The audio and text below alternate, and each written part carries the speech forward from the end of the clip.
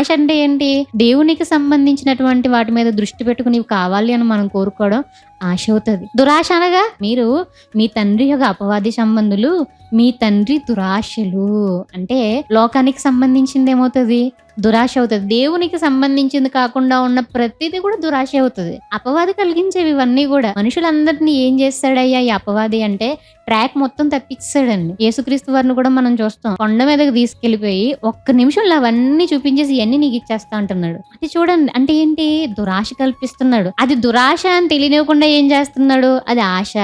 నాకొక ఆశ ఉందయ్యా.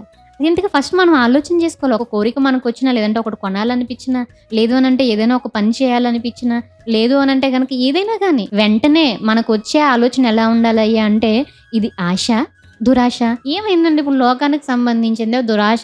ఒకటి కోరుకున్నా ఏమైంది? అంటే చాలా నష్టం ఉందండి. ఒక దురాశ వచ్చిందయ్యా అంటే ఎక్కడికి దారితీస్తదది? మరణానికి దారితీస్తది.